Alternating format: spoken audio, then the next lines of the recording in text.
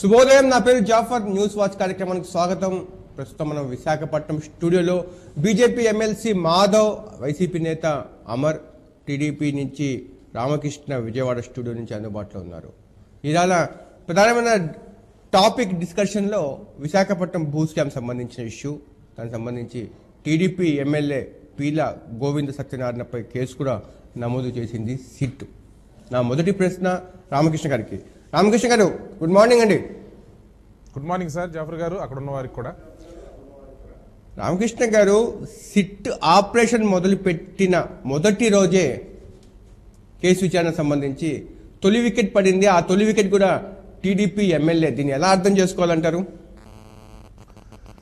ఒకటి, గత ప్రభుత్వాలు చేసినటువంటి, గత ప్రభుత్వ హయాముల్లో జరిగినటువంటి లేదా చాలా కాలం నుంచి పీలా గోవింద్ సత్యనారాయణ టీడీపీ ఎమ్మెల్యే. అదే సార్, చాలా కాలం నుంచి ఉన్నటువంటి సమస్యలు. రెండోది, ఈ భూమికి సంబంధించినటువంటి సమస్యలు రెండు రకాలు. అంటే ఒక న్యాయవాదిని కూడా కాబట్టి, అంటే ఇప్పుడు పీలా గారు ఏం చెప్తా ఉన్నాడంటే, ఇప్పుడు 1965లో జరిగినటువంటి దానికి మాకు ఎట్లా సంబంధం ఉంటుంది అని చెప్పి అంటా ఉన్నాడు. సరే, ఏదైనప్పటికీ కూడా సిట్టును నియమించడం జరిగింది ప్రభుత్వం. తీవ్రంగా చర్యలు తీసుకుంటామని చెప్పడం జరిగింది. దాని సందర్భంగా ఖచ్చితంగా ఆ విధంగానే ముందుకెళ్తా ఉంది. ఈరోజు మీరు ఒక్క విషయాన్ని గమనించాల్సిన అవసరం ఉంది జాఫర్ గారు. ప్రతి సందర్భంలో కూడా పాపాలు చేసేది పాత ప్రభుత్వాలు అయితే, ప్రక్షాళన చేయాల్సిన అవసరాలు తెలుగుదేశం ప్రభుత్వానికి లేదంటే తెలుగుదేశం నాయకత్వానికి, చంద్రబాబు గారికి ఏర్పడతా ఉన్నటువంటి. రామకృష్ణ గారు, మీరు పీలా గోవింద్ సత్యనారాయణ కేసుని ఫాలో అయితే 1965 కాదు, ఆ డాక్యుమెంట్ 1981 సంబంధించిన డాక్యుమెంట్. ట్యాంపరింగ్ జరిగింది గత 2-4 సంవత్సరాల క్రితం ఆనందపురం సంబంధించిన ఎంఆర్ఓ తహసీల్దార్ యొక్క ఇదే మేరకే. కానీ దీనికి సంబంధించి మీరు గత ప్రభుత్వం నిందించడానికి ఎక్కడ అవకాశం ఉందంటారు? ఇప్పుడు అదే ఆయన చెప్పేది ఏమంటాడంటే, ఇప్పుడు 1968లో ఉన్నటువంటి దాన్ని మేము తీసుకుని 1980లో కొన్నాము, ఆ సందర్భంగా జరిగినటువంటిది మాకు తెలియదు అనేది నేను పత్రికలో చూసినటువంటి మాటే జాఫర్ గారు. అయితే ఇక్కడ మనం చూస్తా ఉన్నటువంటి అంశంలో ఏంటంటే, అది ఎవరన్నా కానివ్వండి కఠినంగా చర్యలు తీసుకుంటారు అని చెప్పి సాక్షాత్తు ముఖ్యమంత్రి గారే ప్రకటించారు.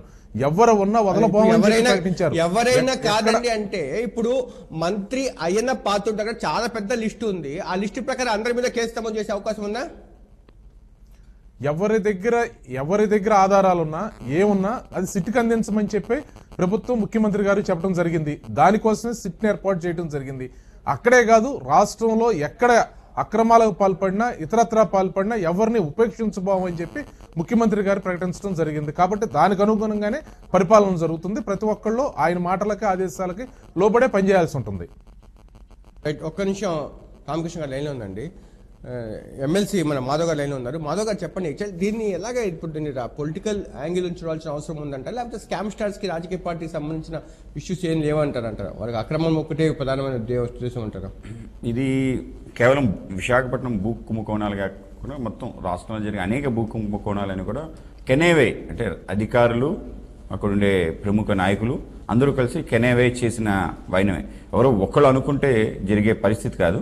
ఆ విధంగా గత అనేక సంవత్సరాలు బట్టి, గత 10 సంవత్సరాలు బట్టి ముఖ్యంగా ఆంధ్రప్రదేశ్లో, ముఖ్యంగా విశాఖపట్నంలో ల్యాండ్లు అన్యాక్రాంతం అవటం, దాన్ని పేపర్స్ మార్చడం, దాని ద్వారా ఇవేంటంటే గవర్నమెంట్ భూముల్ని మార్చి దానిపైన బ్యాంక్ లోన్ పీలా ఇష్యూ తీసుకున్నాము. పీలా ఇష్యూని అంటే ఇప్పుడు టీడీపీ ప్రభుత్వం అధికారంలోకి వచ్చింది కాబట్టి ఇప్పుడు జరిగిన స్కామ్ గా చూస్తారా, లేకపోతే రామకృష్ణ గారు చెప్పినట్టుగా గడిచిన 10-15 ఏళ్ళుగా ప్రభుత్వాలు చేసిన తప్పిదాల్లో భాగంగానే మేము ప్రక్షాళన చేయడానికి వస్తామంటారా? ఇది గత అనేక సంవత్సరాలు బట్టి జరిగిన అనేక రకాల విషయాల్లో భాగంగానే చూడాలి.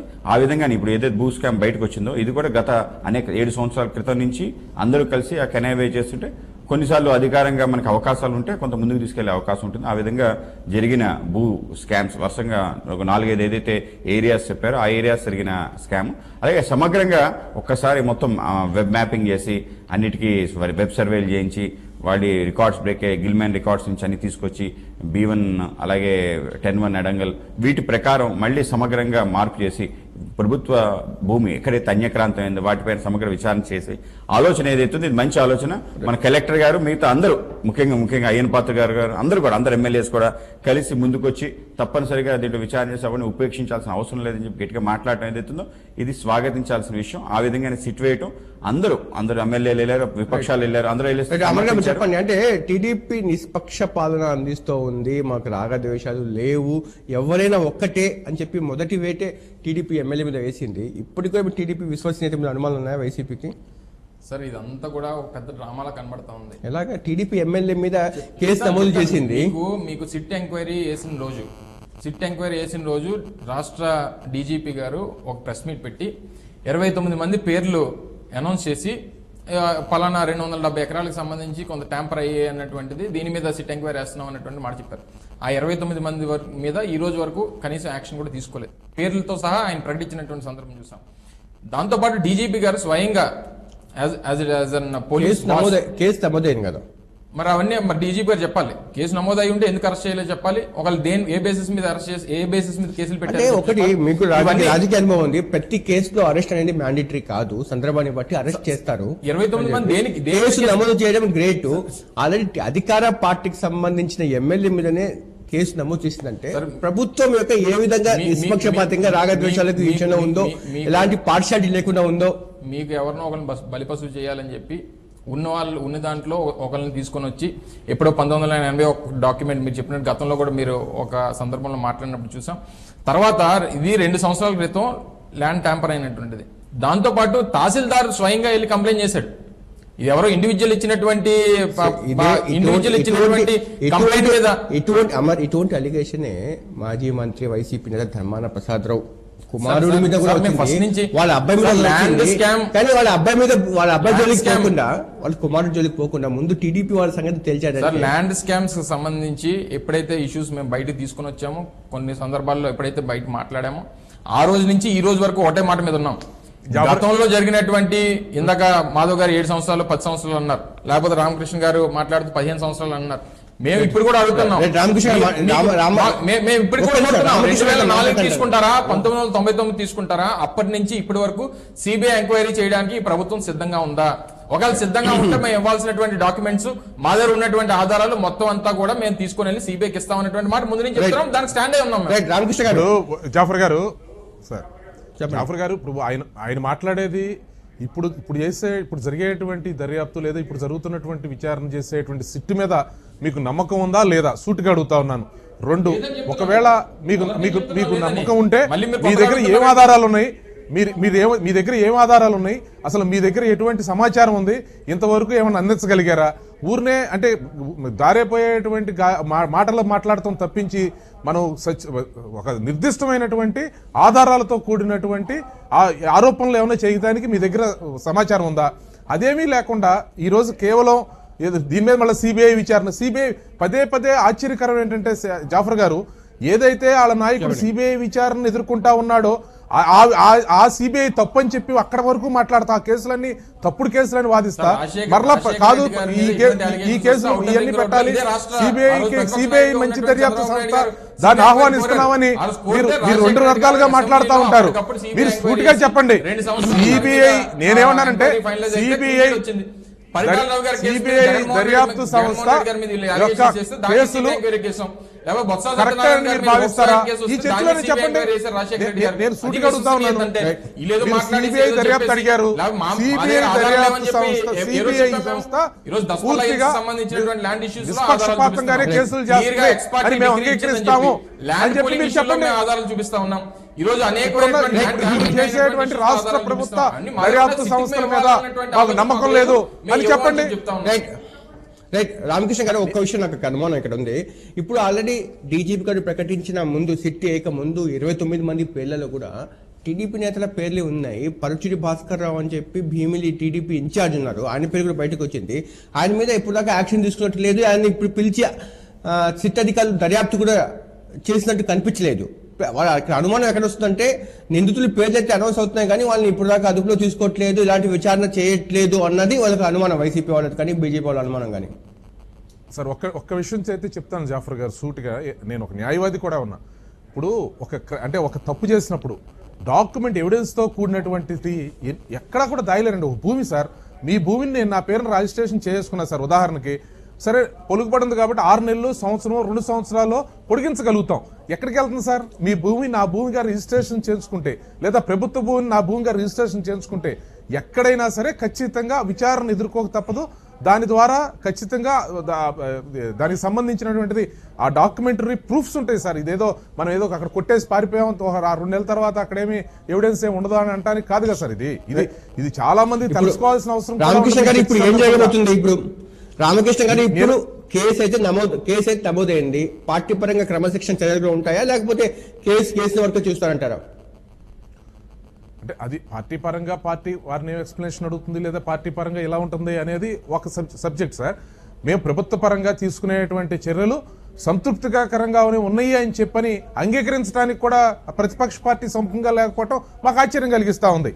ఎస్, కరెక్ట్గా మేము దర్యాప్తు పూర్తిగా చేస్తా ఉన్నారు, నిష్పక్షపాతంగా చేస్తా ఉన్నారు అనేటువంటి మాటను కూడా మాట్లాడలేక అదేదో ఊరినే కంటి తుడుపు చర్యలు అని చెప్పి మాట్లాడతాం అంటే అది ప్రతిదానికి కూడా ఒక విమర్శించడమే ప్రాతిపదికగా పెట్టుకున్న పార్టీనే మాకు అక్కడ వైసీపీ కనపడతా ఉంది. రైట్ రామకృష్ణ గారు, మొదటి చెప్పండి. యాక్చువల్గా బీజేపీ ఈ స్కామ్ సంబంధించి ప్రభుత్వానికి రకరకాల చాలా సందర్భాల్లో అప్రోచ్ చేయింది, వాళ్ళ నివేదికలు ఇచ్చింది. ఆల్రెడీ యాక్షన్ స్టార్ట్ అయినప్పుడు మీ పార్టీకి సంబంధించిన ఎమ్మెల్యే టీడీపీ ఎమ్మెల్యే మీద కేసు నమోదు చేయడం దారుణం అని చెప్పి మాట్లాడడం, దీన్ని ఎలా అర్థం చేసుకోవాలంటారు? మా విష్ణుకుమార్ రాజు గారు మొదటిగా భూ కుంభకోణాలకు సంబంధించి ముందుకు తీసుకురావటం, గట్టిగా మాట్లాడటం, వాటికి సంబంధించిన విషయాలు అన్ని చోట్ల ప్రజెంట్ చేయడం జరిగింది. దాని కారణంగా రాజ్నాథ్ సింగ్ దగ్గరికి వెళ్ళి సిబిఐ ఎంక్వైరీ చేయాలని చెప్పి కూడా గట్టిగా అడగటం జరిగింది.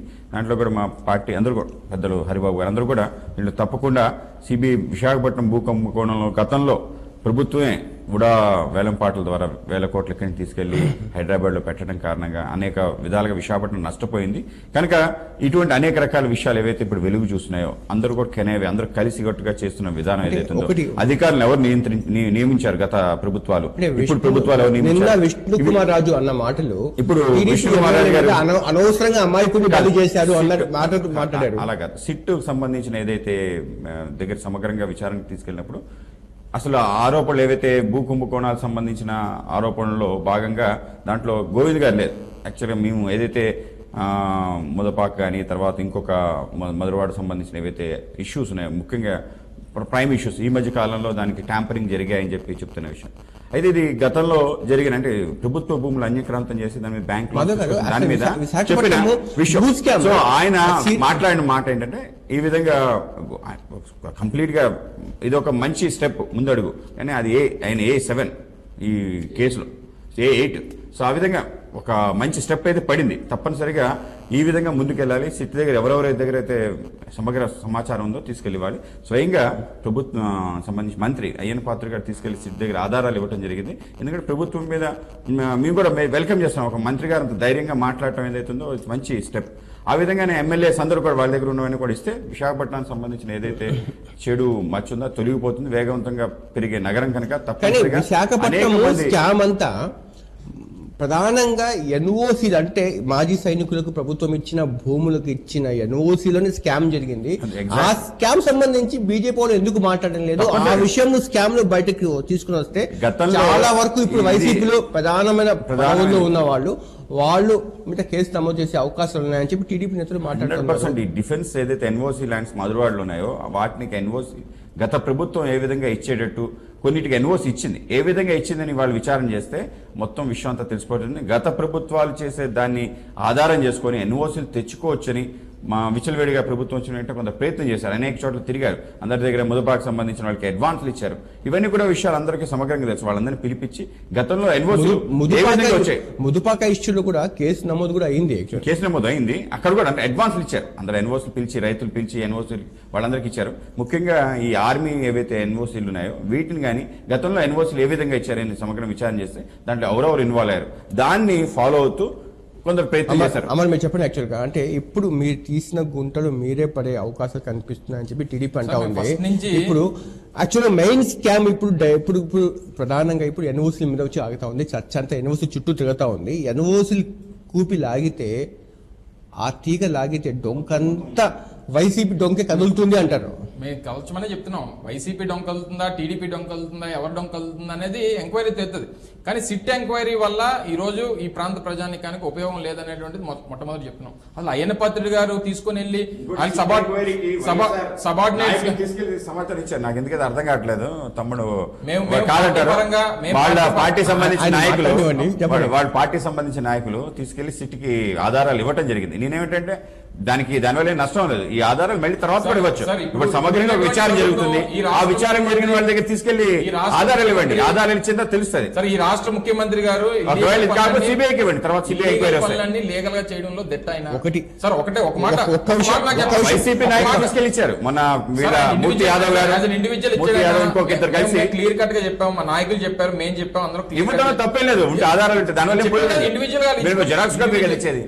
జెరాక్స్ ఇచ్చినా ఏది ఇచ్చినా ఈయన ఈ రాష్ట్రంలో ఉన్నటువంటి ప్రభుత్వం ఇల్లీగల్ పనులన్నీ లీగల్ గా చేయడం మీరు చేస్తున్న విమర్శలకు, మీరు చేస్తున్న ఆరోపణలకు ఆధారాలు చూపించని చెప్పి వైసీపీ ఆల్రెడీ సిట్ సంబంధించిన అధికారులు చాలాసార్లు పత్రిక ముఖంగా, మీడియా ముఖంగా చెప్పినా కూడా వైసీపీ ఎందుకు ఆధారాలు చూపించలేకపోయింది? నమ్మకం లేదని కేసు నమోదు చేసింది కూడా సిట్టే కదా. కాదనట్లేదు. పరుచూరి భాస్కర్ ఇప్పుడు గంటా శ్రీనివాసరావు గారికి సంబంధించి వాళ్ళ ల్యాండ్ ఇష్యూస్ సంబంధించి ఏదైతే గతంలో ఇండియన్ బ్యాంక్ లో రుణాలు పెట్టి తీసుకొని వచ్చారో దాంట్లో 172 కోట్ల రూపాయలు రుణాలు తీసుకొచ్చారు. దాంట్లో ప్రభుత్వ భూమిని పెట్టి తీసుకొని వచ్చారు. మరి ఆయన మీద ఎందుకు యాక్షన్ తీసుకున్నారు? ప్రభుత్వ భూమి ఎంత ఉన్నామండి. Even square yard of land అని అవనివ్వండి, ఒక ఇంచు భూమి అని అవనివ్వండి. ఎందుకు యాక్షన్? ఎందుకు ప్రభుత్వ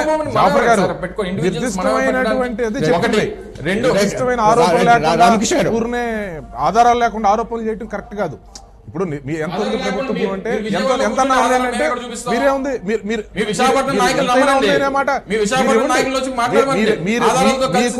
ఏర్పాటు చేశారు. అరే అమర్ గారు సిట్ ఏర్పాటు చేశారు, అక్కడ మీ దగ్గరే పెట్టారు, ఏర్పాటు చేశారు. దానికి మీ దగ్గరే ఉన్నాయి ఆధారాలు ఇవ్వండి. ఇంతవరకు ఇవ్వకుండా దానికి చెప్పకుండా ఏదో బయట మాట్లాడటం వల్ల ఉపయోగం ఇవ్వండి. మీ దగ్గర ఆధారాలు ఉన్నటువంటి వ్యక్తులు ఒకలేమో సిబిఐ ఎంక్వైరీ కోరుతారు, ఒకలేమో ఎంక్వైరీలు చేయమని చెప్పి కోరుతారు, ఒకలేమో వచ్చి ఆధారాలు చూపిస్తారని చెప్పి చెప్తా ఉంటారు. మరి ఇన్ని చెప్తున్నప్పుడు ప్రతిపక్షాలు భారతీయ జనతా పార్టీ కూడా సిబిఐ ఎంక్వైరీ డిమాండ్ చేసింది. ఈ రోజు అందరూ డిమాండ్ చేసినప్పుడు మీ సచ్చీలత నిరూపించుకోవాలనేటువంటి ఆలోచన మీకు ఉంటే మీరు ఎందుకు సిబిఐ ఎంక్వైరీకి మీరు క్వాలిఫై చేయండి? ఎంత పెద్ద భూ స్కామ్ జరిగిందన్నటువంటి చెప్పినటువంటి మాజీ సైనికుల ల్యాండ్ సంబంధించి ల్యాండ్ పూలింగ్ విషయంలో కానీ, లేకపోతే ప్రధానమైన ప్రభుత్వం సంబంధించి కానీ ఏదో ఒక ఎమ్మెల్యే చేస్తారో నాయకుడు చేస్తారో జరగదు. పెద్ద స్థాయిలో వాళ్ళు పెట్టినటువంటి కేసుల్ని అబద్ధపు కేసులను ఎందుకు వాదిస్తా ఉన్నారు? ఈ రోజు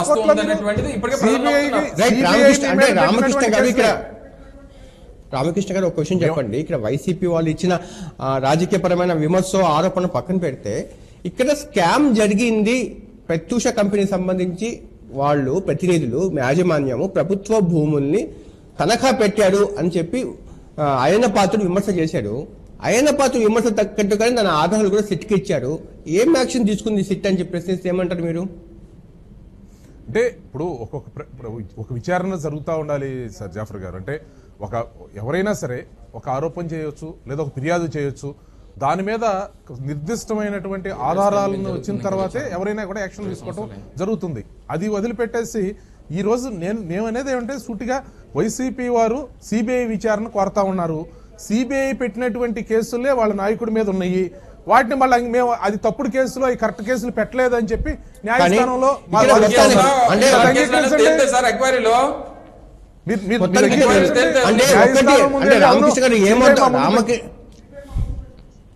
అంటే రామకృష్ణ గారు ఇక్కడ ఒక్క విషయం ఏంటంటే ఇక్కడ టీడీపీ నేతలు ఇద్దరితో ఫైట్ చేయాల్సి వస్తుంది. బయట ఉన్న శత్రువుతో ఫైట్ చేయాలా, ఇంట్లో ఉన్న శత్రువుతో కూడా ఫైట్ చేయాలి. ఇప్పుడు ఇంట్లో ఉండే శత్రువే ప్రధానమైన శత్రువుగా తయారైపోయారు టీడీపీకి. టీడీపీలో పక్కన బలం లాంటి అయ్యన్న పాత్రుడు ఇప్పుడు తీవ్రమైన ఇబ్బంది పెడుతున్నారు. అయ్యన్న పాత్రుడు లేవనెత్తిన అంశాలకు సంబంధించి సమాధానం చెప్పడానికి టీడీపీ నాయకులు ఇలాంటి ఎక్కడ ఉంది ఆన్సర్ అంటారు? ఇది అయ్యన్న పాత్రుడు గారు లేదంటే ఇంకొకళ్ళు, అయ్యన్న పాత్రుడు వైసీపీలో లేడు, అయ్యన్న పాత్రుడు కాంగ్రెస్ లేడు, అయ్యన్న పాత్రుడు టీడీపీ సంబంధించిన నేత, మంత్రి. ఇంటర్నల్ గా ఇబ్బంది పెట్టేటువంటి అంశం కాదు. అవినీతి భూ ఆక్రమణలకు సంబంధించి గత కొన్ని సంవత్సరాలుగా జరుగుతున్నటువంటి అంశాలని విచారించమని చెప్పి కోరటం జరుగుతుంది. అది ఎవరైనా సరే కోరొచ్చు. మేము ఇక్కడ మేము చెప్పేది కానీ ఒక్క విషయం, అయ్యన్న పాత్రను లేవనెత్తిన అంశాలు ఏం కాంగ్రెస్ సంబంధించిన నాయకుల యొక్క స్కాములు కాదు అవి, అదేవిధంగా వైసీపీ నేతలకు సంబంధించిన భూదందాలకు సంబంధించిన ఇష్యూస్ కాదు. టీడీపీ నాయకుల మీద ఏదైతే ఆరోపణలు ఉన్నాయో అదే ఆరోపణలు లేవనెత్తారు అంటే దాన్ని ఎలా అర్థం చేసుకోవాలి అంటారు. ఒకటి సార్, దీనిలో ఇక్కడ విమర్శించే వాళ్ళు మీ శత్రువు కాదు, మీ పార్టీకి సంబంధించిన ముఖ్యమైన నేతలే వాళ్ళే విమర్శలు చేస్తుంటే ఈ విమర్శల నుంచి మీరు ఏ విధంగా డిఫరెన్స్ తీసుకోగలుగుతున్నారు? ఆయన చెప్పింది ఏంటంటే నేను ఒక వ్యక్తిలో ఇంకొకరికి సంబంధించినటువంటి కాదు, వైజాగ్ లో జరుగుతున్నటువంటి అంశాలని గురించే మాట్లాడాను తప్పించి అని చెప్పటం జరిగింది.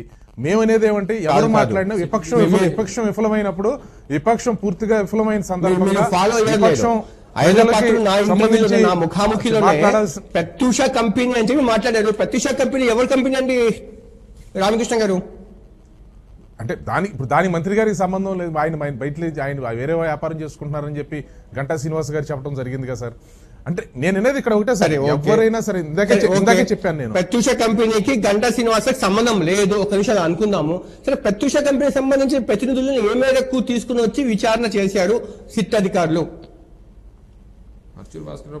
చేస్తారు సార్. నేను అనేది ఒక ఆరోపణలు వచ్చినప్పుడు కానీ, ఫిర్యాదు వచ్చినప్పుడు కానీ విచారణ చేయటం, దానిలో గనక అక్రమాలు జరిగినట్టుగా ఉంటే ఖచ్చితంగా కేసులు రిజిస్ట్రేషన్ చేయడం జరుగుతుంది అనేది మనం చూస్తా ఉన్నాం ఇప్పుడు జరిగినటువంటిది. ఇక అంతిమంగా మేము కోరితే ఏంటంటే ఎండోజర్తో పాటుగా దానికి సహకరించిన వాళ్ళు, దానికి కారకులైన వారు అందరినీ కూడా విచారించాల్సి వస్తుంది. అందరూ కూడా దానికి విచారణ ఎదుర్కోవాల్సి వస్తుంది. నాకు ఇంకో అనుమానం ఏంటంటే అయ్యన్న పాత్రుడికి గంటా శ్రీనివాసరావుకి మధ్య ఉండే పొలిటికల్ రైవర్లీ కారణంగా అయ్యన్న పాత్రుడు ఈ ప్రత్యూష కంపెనీ మీద విమర్శలు చేశారనుకున్నాము. ప్రభుత్వ భూమినే తీసుకుని వెళ్ళి తనఖా పెట్టారు, బ్యాంకులకు 192 కోట్ల రూపాయలు తీసుకున్నారు ప్రత్యూష కంపెనీ అని చెప్పారు. నిజంగా ప్రభుత్వ భూమి 192 కోట్ల రూపాయలు విలువ చేసే భూమిని తనఖా పెట్టేంత అన్ని ఎకరాలు పెట్టారా? కనీసం టీడీపీ నుంచి ఎవరైనా వచ్చి అలా కాదు ఇలా జరిగింది అని చెప్పి వివరణ ఇవ్వడానికి కూడా ముందుకు రాలేదు. ఒక నిమిషం, దాన్ని ఎలా అర్థం చేసుకోవాలంటారు?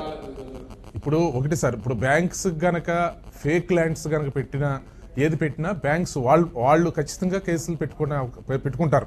ఎందుకంటే వాళ్ళు సరైనటువంటి వాళ్ళకి పత్రాలు ఇవ్వకపోతే, సరైన ఆస్తులను కనుక వాళ్ళకి తనఖాగా పెట్టినట్టుగా భావించకపోతే వాళ్ళు యాక్షన్ తీసుకుంటారు. Point number 1. 2, ఆల్రెడీ వాళ్ళు చెప్పడం ఏంటంటే కేవలము ఆ కాంట్రవర్సీ ఏదైతే వివాదం ఉందో అది కేవలం 15-20 సెంట్లకు సంబంధించిన భూములకు సంబంధించిన వివాదం మాత్రమే ఉంది. బట్ వాళ్ళకి సంబంధించిన వాదన ఇది పూర్తిగా మా ప్రత్యూష కంపెనీ అంటారు. ప్రభుత్వం సంబంధించిన అధికారులకు వాదన ఏంటంటే ఇది మా భూమి అంటారు. ఆ వివాదం ఉంది. కేవలం 20 సెంట్ల భూమికే 192 కోట్ల రూపాయలు లోన్ ఇచ్చే అవకాశాలు ఉన్నాయా? ఈ విషయాన్ని టీడీపీ సంబంధించిన నేతలు ఎందుకు క్లారిఫై చేయలేకపోతున్నారు అన్నది. ఇప్పుడు అదే సార్, బ్యాంక్ దగ్గర రుణం తీసుకుని వాళ్ళు వ్యాపారం చేసుకునేటువంటి సంస్థ. ఇప్పుడు ఆ పార్టీ లేదంటే తెలుగుదేశం పార్టీ అందరికీ కూడా, అంటే ఇతరత్ర ప్రైవేటు సంస్థలకు సంబంధించినటువంటి బాధ్యత మేము స్పందించం సార్. దానికి అధికార యంత్రాంగం ఏ విధంగా పనిచేయాలో ఆ విధంగా పనిచేసుకుంటా వెళ్తా ఉంటుంది. ఒకవేళ సక్రమంగా ఉన్నా అక్రమంగా ఉన్నా దానికి సంబంధించినటువంటి అధికార యంత్రాంగం చూసేటువంటి ప్రక్రియ. పార్టీ పరంగా మేము ప్రైవేటు సంస్థలకు సంబంధించి ఏ ప్రైవేటు సంస్థకైనా కానీ ప్రాతినిధ్యం వహించి మేము మాట్లాడేటువంటి అవకాశం ఉండదు. పాయింట్ 1. 2వది, మేము అనేది ఏంటంటే ఒకవేళ దానిలోనే లోపాలు ఉండుంటే బ్యాంక్ అధికారులే ఖచ్చితంగా యాక్షన్ తీసుకోవడం జరుగుతుంది. ఇప్పుడు మీరు అన్నట్టుగా 15 సెంటు 20 సెంటా లేదా ఏ ఎకరం ఉందా, ఇవన్నీ కూడా అవి విచారించుకుని వాళ్ళు దీనిలో ఇది ఉంటే కనుక ఖచ్చితంగా వాళ్ళు కేసు రిజిస్టర్ చేయించుకుంటారు సార్. ఎందుకంటే వాళ్ళ డబ్బులు వాళ్ళకు సంబంధించినటువంటి అంశాలు వస్తాయి కాబట్టి. 3వది, మేము ఆల్రెడీ సిట్ని ఏర్పాటు చేసి మీకున్నటువంటి ఎవరైనా సరే ఎక్కడైనా సరే ఆక్రమణలు జరిగినట్టుగా కానీ ద్వంద్వాలు జరిగినట్టుగా కానీ ఉంటే మీరు ఫిర్యాదు చేయండి, తక్షణం చర్యలు తీసుకుంటామని చెప్పి సాక్షాత్ ముఖ్యమంత్రి గారు అక్కడ సిట్ని ఏర్పాటు చేయడం జరిగింది. మేము ఈ మొత్తానికి చెప్పేది ఏమంటే వైసీపీ పార్టీ మేము ప్రక్షాళన చేస్తా ఉంటే వాళ్ళు విమర్శించడం ఆశ్చర్యం కలుగుతా ఉంది. మీ దగ్గర ఆధారాలు ఉంటే ఇవ్వండి, లేదా గమ్మును కూర్చోండి మాట్లాడకుండా. అంతేగాని ఇంకా మీరు మాట్లాడే హక్కు ఎక్కడ ఉంది మీకు? రైట్. అదే ప్రశ్న కంక్లూడ్ చేద్దామండి. మీరు చేసిన ఆరోపణలకు తగ్గ సాక్ష్యాలు ఎందుకు చూపించలేకపోతున్నారు? అట్లీస్ట్ మీకు సిట్ మీద నమ్మకం లేదు, ఓకే, మీకు సిట్ మీద నమ్మకం లేదు. సందర్భాల్లో పత్రికా సమావేశాల్లో ఆధారాలతో సహా మేము అనేక సందర్భాల్లో చూపించినటువంటి సందర్భాలు ఉన్నాయి. ఇప్పటికీ మళ్ళీ మీరు ఒకసారి ఏదైనా డిస్కషన్ పెడితే చెప్పండి, ఆధారాలన్నీ తీసుకుని వచ్చి మీ ముందు పెడతాం. ఇదే ప్రత్యూష కంపెనీ మాకెందుకండి, ప్రత్యూష కంపెనీ ఆ రోజు ఇండియన్ బ్యాంక్ సంబంధించి నోటీసులు పేపర్లో వచ్చిన తర్వాత ఇష్యూ బయటకు వచ్చిందో దానికి సంబంధించినటువంటి ఆధారాలన్నీ బయటకు తీస్తే అందులోని కొంత మేరకు ప్రభుత్వ భూమి తనఖా పెట్టినటువంటి సందర్భాలు చూసిన తర్వాత మరుసటి రోజుకి వెబ్లాండ్ లో దాన్ని తొలగించినటువంటి సందర్భం బ్లాక్ చేస్తారు. సో మేము ఇదే ప్రత్యూష కంపెనీ జిల్లా కలెక్టర్ ఎంక్వైరీ చేసి ఆర్డీఓ చేసి దీంట్లో ప్రభుత్వ భూమి కించెత్తు భూమి కూడా లేదని చెప్పి అదే చెప్తున్నా. మా బాధ కూడా అదే. మేము ఎక్కడ సిట్టికి ఆధారాలు ఇస్తే ఇచ్చినటువంటి ఆధారాలు ఇందాక నుంచి మీకు అదే చెప్తా ఉన్నాం. ఈ ప్రభుత్వానికి ఇల్లీగల్ పనులన్నీ లీగల్ గా చేయడంలోని ఈ రాష్ట్ర ముఖ్యమంత్రి వాళ్ళందరూ కూడా దిట్టలని చెప్పి మళ్ళీ మరొకసారి చెప్తా ఉన్నాం. ఎక్కడ మేము ఆధారాలు ఇస్తే మళ్ళీ కంప్యూటర్ లో ఈ వెబ్ ల్యాండ్ అని చెప్పి ఆ ల్యాండ్ అని చెప్పి ఈ ల్యాండ్ అని చెప్పి ఈ ఇన్ఫర్మేషన్ టెక్నాలజీ అని చెప్పి మొత్తం ఆధారాలన్నీ మార్చేసేటువంటి పరిస్థితి ఉంటుంది. వీళ్ళందరూ తప్పించుకోవడానికి అనేక ప్రయత్నం. ఇంత పెద్ద ఎత్తున ఇన్ని వేల ఎకరాలకు సంబంధించి ల్యాండ్ ట్యాంపర్స్ కానీ ల్యాండ్ ఆక్యుపేషన్స్ కానీ జరుగుతూ ఉంటే రాష్ట్ర ముఖ్యమంత్రి ఇక్కడ ఉన్నటువంటి అధికారులు ఇలా ఉన్నటువంటి తెలుగుదేశం పార్టీ నాయకులకు సంబంధం లేకుండా జరుగుతాయన్నటువంటిది ఈ ప్రాంత ప్రజానికి ఎవరో కూడా నమ్మేటువంటి పరిస్థితి.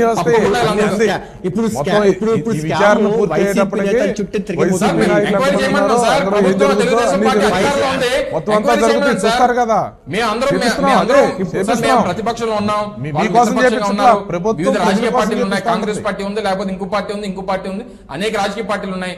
ఈ రోజు అధికారం తెలుగుదేశం పార్టీ చేతిలో ఉంది, ఎంక్వైరీ చేయమనండి. కానీ వీళ్ళ కింద ఉన్నటువంటి అధికారులతో ఎంక్వైరీ చేస్తే మాత్రం వాస్తవాలు బయటకు రావు అనేటువంటిది కొద్ది వైసీపీ రైట్. అదే ప్రశ్న అడుగుతున్నాను. టీడీపీ నేతలు చాలా ధీమాగా ఉన్నారు, దీన్ని తవ్వే కొద్ది వైసీపీ నేతల పేర్లు వస్తాయి అని చెప్తున్నాం. వైసీపీ పేర్లు వస్తాయి, చాలా మంది అవన్నీ తర్వాత సార్. ముందు ఎంక్వైరీ నిష్పక్షపాతంగా, ఈ ఎంక్వైరీ వల్ల ఈ ప్రాంత ప్రజానికానికి కానీ నష్టపోయినటువంటి ప్రజలకు కానీ ఎవరికి ఉపయోగం లేదు. సిబిఐ ఎంక్వైరీ చేస్తే ఎవరైనా బయటపడతారు. మాధవ్ గారు మీరేమంటారు ఈ ఇష్యూ మీద? ఇప్పుడు అంటే కొంత అధికారులు ముందుకెళ్లారు, అనేక మంది ప్రజల దగ్గర నుంచి తీసుకోవడం జరిగింది. ఏవైతే ఆరోపణలు ఉన్నాయో ఆ సంబంధించి ఆరోపణలు డైరెక్ట్ గా ఎమ్మెల్యేల ద్వారా డైరెక్ట్ గా కలెక్టరే కలెక్ట్ చేసి వాటిపైన సమగ్ర విచారణ చేస్తున్నారు. అది ఒక మంచి స్టెప్. విశాఖపట్నంలో ఎప్పుడూ లేని విధంగా గత ప్రభుత్వాలు ఇవి చేయలేదు, ఈ ప్రభుత్వం ఇది చేస్తుంది, అంతవరకు స్వాగతిద్దాం. సిట్టు ఏం చేస్తుంది ఏంటనే నాకైతే వైసీపీ సంబంధించి కొంత నేతలు సబ్మిట్ చేశారు, తప్పనిసరిగా సబ్మిట్ చేయాలి, వాళ్ళ దగ్గర ఆధారాలు చూపించాలి. ట్యాంపరింగ్ చేసేసి వెబ్ లో మార్చేసి అంత మారిపోయే పరిస్థితి కాదు.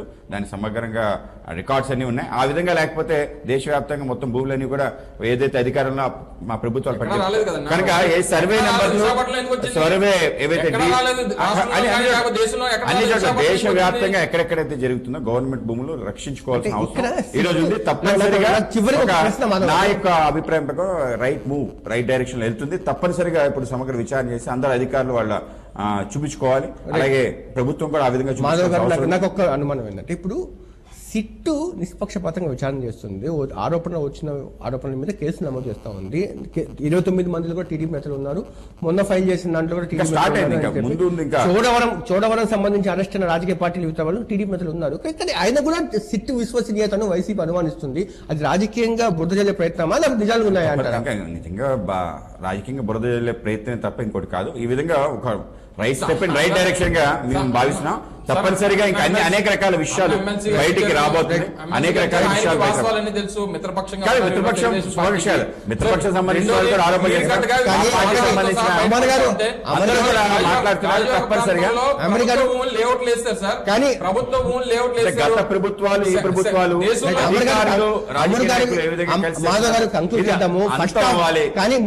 విశాఖపట్నాన్ని రక్షించాలి. మీరు ఇప్పుడు ఫస్ట్ హాఫ్ మాత్రం చూశారు, సెకండ్ హాఫ్ క్లైమాక్స్ లో వైసీపీ నేతలు ఉంటారు, ఈ రాష్ట్రంలో ఉన్నటువంటి సెకండ్ హాఫ్ అంతా వైసీపీ నేతలు ఉంటారు, కాంగ్రెస్ నేతలు ఉంటారు, అంటున్నారు. జైల్లో కూర్చుంటారనేటువంటిది ఈ సినిమా క్లైమాక్స్ అని నేను భావిస్తా ఉన్నాను.